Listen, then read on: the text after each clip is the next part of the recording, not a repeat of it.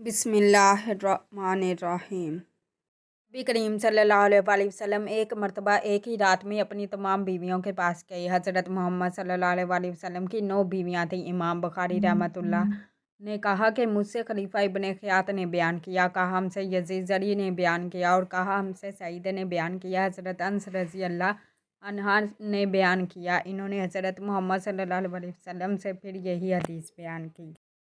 تم نے شادی کر لی ہے؟ میں نے عرض کیا کہ نہیں۔ آپ نے فرمایا شادی کر لو، کیونکہ اس امت کے بہترین شخص جو تھے یعنی حضرت محمد صلی اللہ علیہ وآلہ وسلم، ان کی بہت سی بیویاں تھیں۔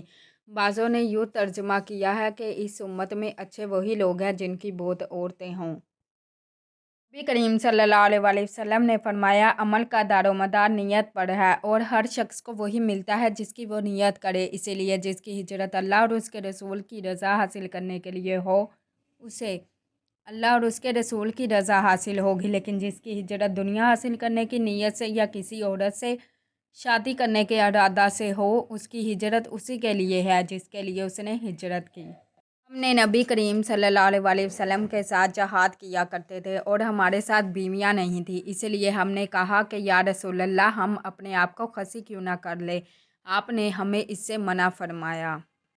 ہمیں اس کی اجازت دے دی کہ ہم کسی عورت سے ایک کپڑے پر ایک مدت تک کے لیے نکاح کر لیں۔ آپ نے ہمیں قرآن مجید کی یہ آیت پڑھ کر سنائی کہ ایمان لانے والوں، وہ پاکیزہ چیزیں مت حرام کرو جو تمہارے لیے اللہ تعالیٰ نے حلال کی ہیں، اور حد سے آگے نہ بڑھو، بے شک اللہ حد سے آگے بڑھنے والوں کو پسند نہیں کرتا۔